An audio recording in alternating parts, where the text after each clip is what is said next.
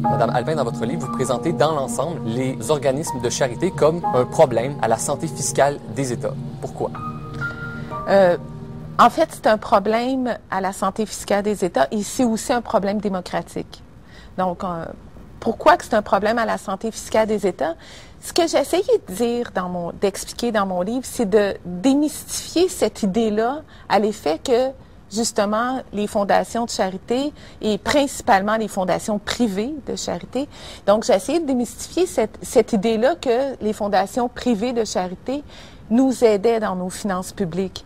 Et c'est un petit peu difficile à expliquer comme ça, sans un tableau pour faire des chiffres, mais le système en soi des fondations privées, et c'est pas juste au Québec ou au Canada, c'est aussi aux États-Unis, la façon que ça fonctionne, c'est que nous, les contribuables, c'est comme si on fait un deal avec le fondateur. On fait une entente avec le fondateur.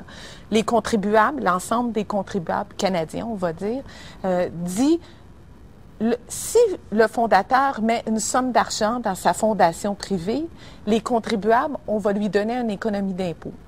Et cette économie d'impôt-là est égale ici au Québec, 53 on va dire 50 de la valeur du don que le fondateur fait à sa fondation privée. Donc, s'il fait un don de 1 milliard, nous, les contribuables, on permet au fondateur de réduire de ses impôts 500 millions de dollars. Donc, pour nous, les contribuables, et pour l'État, c'est un manque à gagner de 500 millions. Pourquoi que je dis que c'est un mauvais deal ou pourquoi que je dis que les finances publiques sont perdantes, à court et à moyen terme, ça c'est sûr et évident, c'est que d'autre part, le système, la façon qu'il fonctionne, c'est qu'il oblige la Fondation à dépenser à des fins sociales à chaque année seulement 3,5 de la valeur du don. La différence reste dans la Fondation. Et selon mes calculs, ça prend environ 20 ans pour que les finances publiques réussissent à balancer les comptes entre ce que la Fondation donne à chaque année à des fins sociales et entre l'économie d'impôt qu'on permet aux fondateurs. Et pour mesurer l'ampleur de ce manque à gagner-là, il faut savoir que présentement, au Canada, il y a environ 30 milliards dans des fondations privées. Donc, ce 30 milliards-là a coûté 15 milliards aux contribuables. Et ça, c'est l'aspect financier qui est un peu mathématique, mais on peut se poser la question, pourquoi que c'est juste 3,5 Donc, c'est ça la question. Pourquoi que les fondations privées, puis ils le respectent, hein, les fondations respectent, ils ne dépensent pas 4 Si vous regardez les chiffres, les rapports annuels des fondations privées, c'est tout public, ça. Si vous regardez leurs états financiers, ils ne dépensent pas 5 6 ils dépensent 3,5 uniquement. Pourquoi? C'est qu'antérieurement, je parle dans la dernière décennie, cette obligation-là de dépenser était supérieure à 3,5 ça a déjà été 5 6 c'était supérieur. Et c'était réduit à 3,5 parce que le rendement sur le capital a été réduit. Là. Présentement, les taux d'intérêt sont de 3 2 si on est bien chanceux. Donc, il y a eu la nécessité de réduire l'obligation de dépenser jusqu'au niveau du taux de rendement sur le capital. Pourquoi? Parce que le deal, c'est que les fondateurs sont intéressés à faire une fondation privée et à mettre de l'argent dans leur fondation privée, mais ils veulent que dépenser le rendement sur leur capital. Ils veulent que le capital reste intact parce que ça, je ne sais pas pourquoi c'est comme ça. Probablement qu'ils veulent, la personne veut que durant son vivant, sa fondation va toujours être autant riche.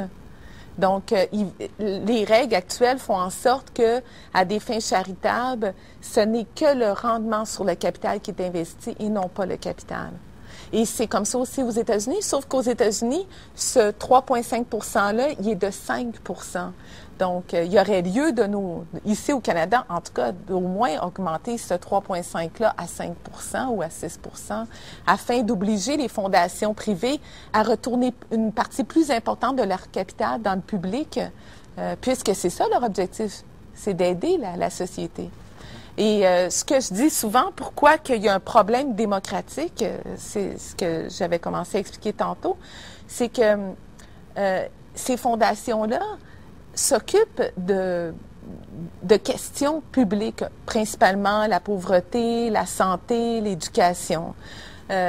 Et si on prend, par exemple, une fondation au Québec qui a 1,5 milliard de dollars qui s'occupe de l'éducation ou de la pauvreté, on s'aperçoit que le fondateur de cette fondation privée-là a plus de latitude que le ministre lui-même de la Santé et du Bien-être du Québec pour gérer des questions de pauvreté ou d'éducation, puisqu'on sait, même si le portefeuille du ministre excède 1,5 milliard, on sait que ce qu'il peut dépenser finalement après avoir payé,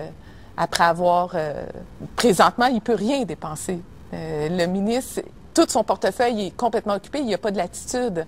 Donc, lorsque ça vient le temps de discuter d'un nouveau projet, puis qu'on compare le pouvoir du ministre qui est élu par le peuple versus le pouvoir du président d'une fondation qui n'a pas été nullement choisi par le peuple, mais dont le capital de la fondation a été financé en majorité par le peuple, on s'aperçoit qu'il y a un transfert de pouvoir du public au privé. Est-ce que la situation est similaire aux États-Unis? Si on prend, par exemple, la fondation Giving Pledge qui est en train de se mettre en place, d'ici les 10 prochaines années, il va y avoir aux États-Unis 600 milliards de dollars dans une organisation qui est privée, qui va s'occuper de questions publiques. Puis on s'aperçoit que c'est réellement, moi, de tout ce que j'ai vu dans ma vie, c'est probablement ce problème-là qui m'inquiète le plus. On dirait que c'est vraiment une façon d'ébranler nos systèmes démocratiques, cette popularité grandissante-là des fondations privées. Madame Alpin, quand on lit votre livre,